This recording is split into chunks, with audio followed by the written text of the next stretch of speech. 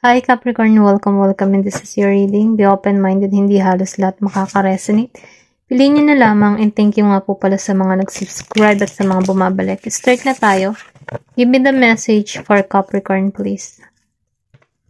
Give me the message for Capricorn, please. Meron ka ditong third eye chakra. Give me the message. Prosperity. Give me the message for Capricorn. And sacral chakra. Napifeel ko dito, no? Meron ditong pinanganak, no? January 6, then January 9, January 2. Okay? Meron ditong 36 years old. Okay, ito. Sa third eye chakra, the frequency of the third eye chakra, the indigo flower of life. Ito yung sinasabing indigo flower of life, na kung saan, sundin mo yung intuition mo or pwede rin sabihin, sinusuportahan ka dito para mabuksan yung intuition mo, lumakas yung iyong psychic abilities, ang iyong pangarap, para ba makita mo kung ano ba talaga yung minimithi mo, yung magkaroon ka dito ng ng inner knowing, kung ano talaga yung pinakamimithi mo, Then, na-feel ko din dito, sinasabi dito, na nagkakaroon ka dito ng kakayahan or nadidevelop mo yung iyong mga talento. Okay? Ito lang yung na-feel ko. Ikaw yung tipo ng tao na malakas yung kutob, yung intuition mo. Malakas yung iyong pakiramdam or sabihin natin mayroon kang psychic ability kasi meron ditong psychic power.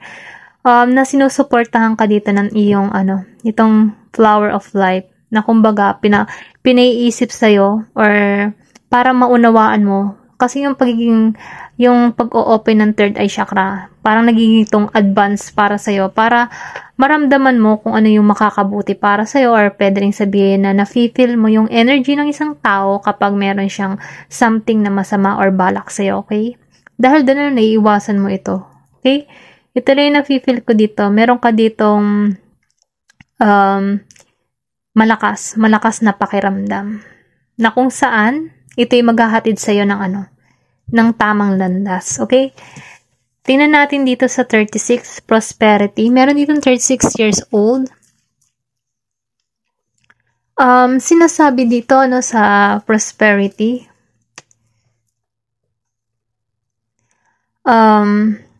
Meron ditong support na kung sana, na-attract mo yung prosperity. Na nagbibigay ito ng maayos na pakiramdam para sa'yo. Or pwede rin sabihin, kapag ikaw ay nasa energy mo yung tipo na positibo, na-attract mo yung kasaganahan patungo sa'yo. Or pwede rin sabihin, nagiging kang abundance para sa iyong sarili. Dahil positibo ka hindi ka madaling maapektuhan sa mga negatibong tao or sa mga masasamang balita, Hindi ka basta-basta naapektuhan kasi nakatuon ka lagi sa positibo. Then, na-feel ko din dito, inaalaw mo ang iyong pakaramdam, yung body, mind, heart, and soul, and spirit, na kung sana, ito yung nag-uudyok sa'yo para gumawa or magkaroon ka ng maayos o masayang pakiramdam. Kasi na-feel ko dito na, ikaw yung tipo ng tao na nakatuon ka sa positibo, mahilig ka sa kasiyahan, sa mga masasayang usapan, or pwede rin sabihin mahilig kang manood ng mga funny videos, mga comedy, ganyan. Na kung saan yung kapag ikaw ay nagiging masaya, na-attract mo feeling mo maalwan, masarap ang pakiramdam mo, na feeling mo masagana ka. Dahil din kapag lagi kang positibo at nagiging kang masaya, mabilis yung dali ng biyaya para sa'yo. Ito lang yung na-feel ko, or pwede rin sabihin, dun ka binigyan ng biyaya ni God sa pagiging mong pagiging mong mapagmahal, pagiging mong mabuting tao. Dun ka nagiging masagana, okay? Ito lang yung na-feel ko dito sa prosperity. Pero ganun pa man, meron tagumpay na naghihintay sa'yo. Meron ditong sacral chakra. So, meron talaga ditong tagumpay. Sinasabi dito, na kung ano man yung mga hinihiling mo, ma-attract mo to. Basta maniwala ka, sa manifestation, kung ano man yung gusto mo, or kung ano man yung iniisip mo. Kasi binibigyan mo yung signal, si God, si universe, kung ano yung talagang pinaka gusto mong mangyari sa buhay mo. Dahil doon na-attract mo yung abundance parating sa'yo. Nakikitaan ko rin dito na meron ditong support na kung saan, kung hahayaan mo lang kusang dumaloy sa'yo ng natural masasakatuparan lahat ng yung pangarap. Yung tipo bang kailangan mo lang dito na maging patient or sabihin natin na mag-focus ka lang kung ano man yung trabaho na ginagawa mo or kung ano man yung mga bagong kaisipan na or yung desires mo, yung ganyan ba. Ayun lang yung nakikita ko dito sa sacral. Sundin mo kung ano yung tinitibok ng puso mo. Dahil kung ano yung tinitibok ng puso mo, dun ka magtatagumpay. Kung anong yung hilig mo, okay? Ito lang yung nafe-feel ko dito. Meron ka ditong tagumpay sa buhay na parating na kung saan kaya mo ma-create or meron kang kakayahan or lakas ng may lakas ka na makapag-manifest ng gusto mong mangyari, okay? Meron kang hatid na swerte sa madaling salita. May swerte ka. Tingnan pa natin kung ano pa yung mensahe para sa'yo.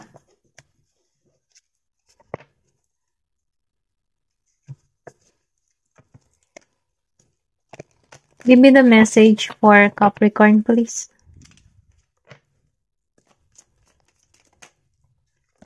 Meron ditong last quarter moon in Sagittarius. Practice gratitude. Kailangan mo ditong magpasalamat, okay? Or mag-practice ka lagi na magpasalamat sa mga blessing na dumadating sa buhay mo. Kahit ba maliit, malaki, or kahit walang blessing na dumarating, diretso pa rin ang pasalamat kasi buhay. Buhay tayo or nagigising pa rin tayo araw-araw. Yung ganun ba? Kailangan mo ipagpasalamat lahat ng mga nangyayari sa buhay mo, okay? Kasi minsan, yung biyaya, hindi mo aasahan yan kung kailan ka yan susupresahin, okay? Ito lang yung nafe-feel ko. Give me the message for Capricorn.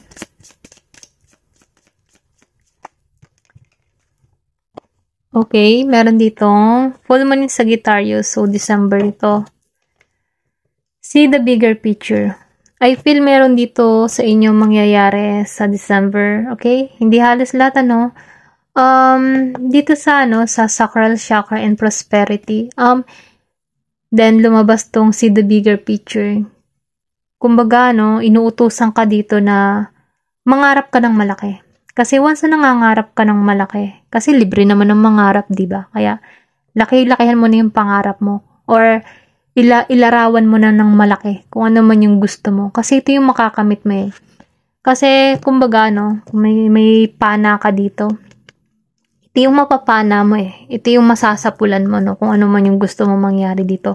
Mangarap ka ng malaki, okay? Ito lang yung sinasabi dito. Kasi, diba nga yung sinabi ko kanina, yung sorpresa, hindi mo inaasahan kung kailan yung darating. Or pwede rin sabihin na may mangyari sa'yo or maganap ngayong December. Kasi 2 beses tong lumabas si Sagittarius. Once na nagpapasalamat ka sa mga blessing na nakakamit mo, dyan yung biyaya Kasi, yan yung signal na kahit sa maliit na bagay, nagpapasalamat ka, ano pa yung malaki. Kaya mas lalo kang bibigyan ng gantimpala, okay? Yung tipo bang sinusubo ka dito kung hanggang saan yung pasasalamat mo sa taas. Ayun lang yung nakikita ko dito. Kaya kahit may maliliit na blessing, thank you Lord. Thank you po sa blessing. Ganon, laging ganon. Salamat. Kasi natutuwa ang Diyos kapag ang tao ay nagpapasalamat. Okay? Kasi hindi ka nakakalimot sa mga presensya na binibigay niya sa'yo. Okay? Ito lang yung nafe-feel ko. Kailangan dito ng palaging pasasalamat. Kahit failed, thank you po Lord. Alam ko may dahilan yan kung bakit nakakaramdam ako ng failure. Thank you po. Ganyan. Salamat lang lagi, okay? Give me the message for Capricorn.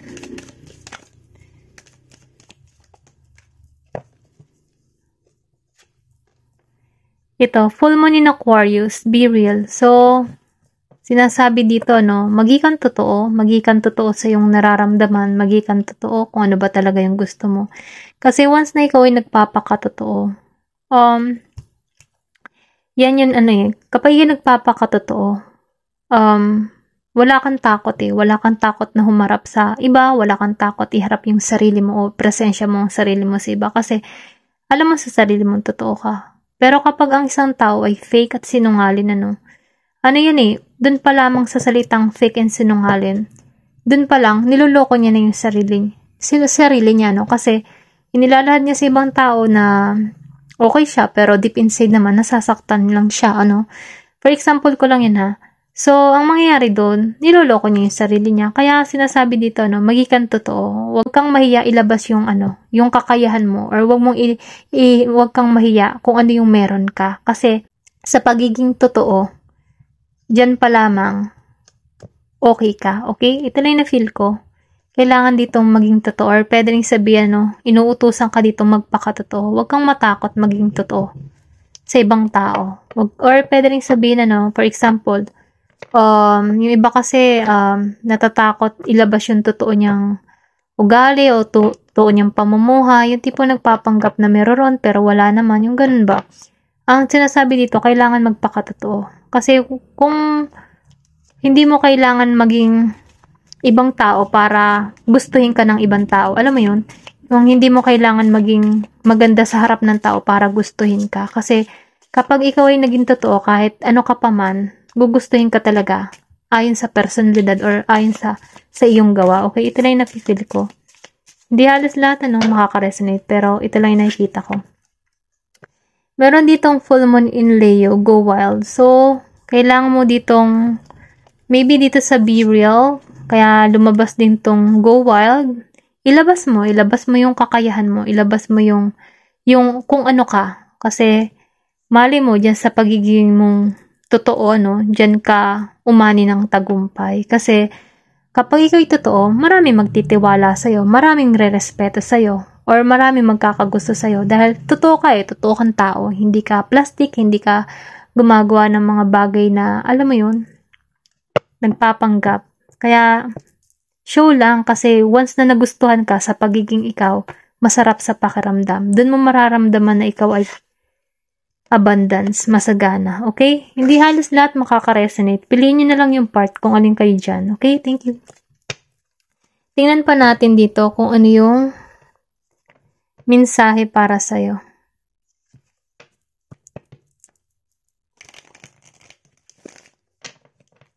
Give me the message for Capricorn. Sorry. Meron ditong impay. So, kailangan mong tanggapin yung katotohanan, or sabihin natin, yakapin mo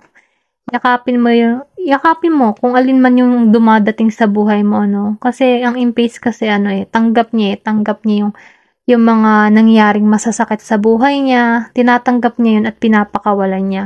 Or, pwede ring sabihin na, handa ka na sa panibagong oportunidad, handa ka na sa mga bagong simula para sa iyong sarili. Okay? Ito lang yung nafe-feel ko. Then, nakikitaan ko rin dito na meron kasi ditong moon. So, meron ditong naka-hidden. Okay?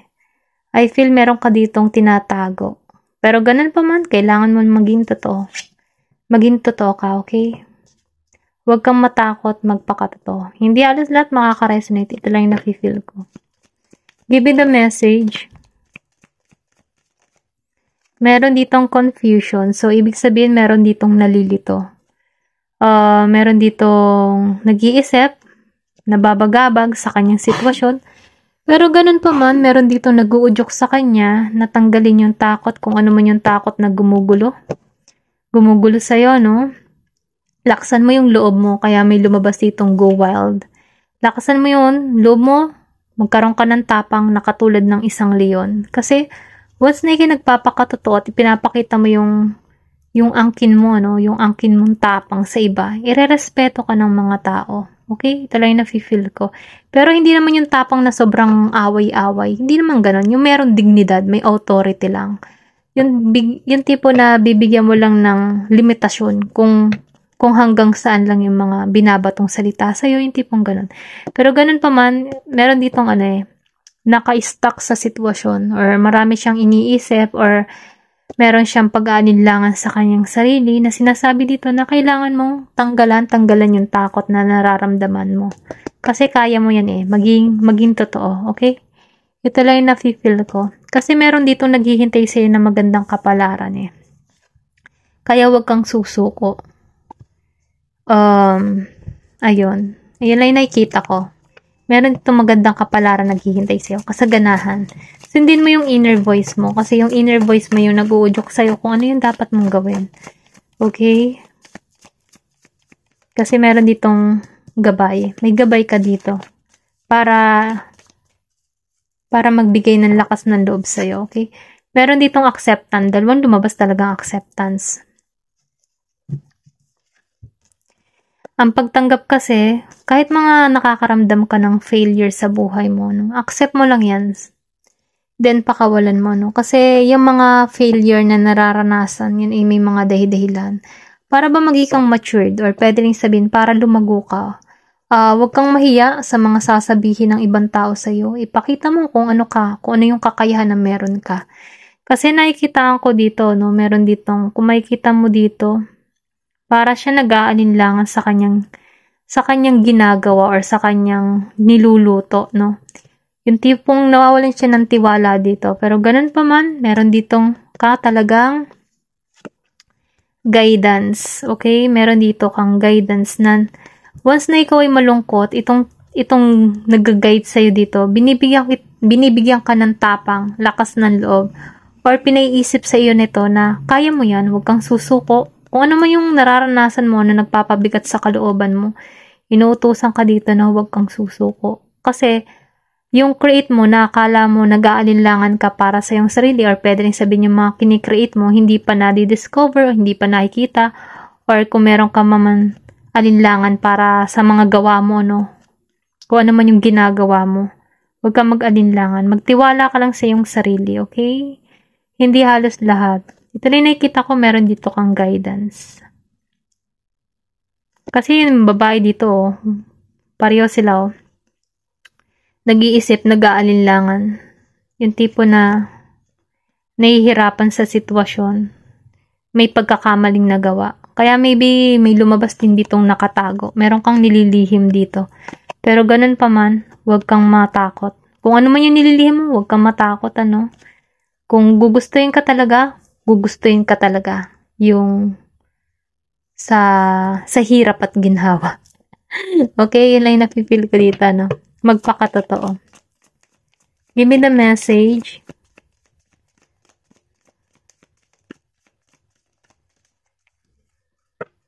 Give me the message. Okay, meron ditong gossip. So, meron ditong mga naninira sa'yo, okay? Kaya ka siguro dito nag-aalinlangan. Dahil sa mga sinasabi, madali kang maapektuhan sa mga sabi-sabi ng tao. Pero ganun pa man, huwag pagtuunan ng pansin yung mga sabi-sabi ng tao. Wala lang yung magawa sa buhay, no? Ito na lang pagtuunan mo kung ano yung kaya mong malikha, kung ano yung kaya mong i-create. Doon ka mag-focus dahil nakikita ko dito na meron ka ditong talent na may lalabas. Ginagabayan ka dito, no? Madidiscover mo yan, talent mo yan. Magtatagumpay ka kasi kaya mong bumuo or kaya mong magtagumpay. Kaya mong i-manifest yung gusto mong mangyari basta magtiwala ka lang. Okay, sundin mo yung inner voice mo. Ayun lamang po, ano. Thank you for watching and love and peace.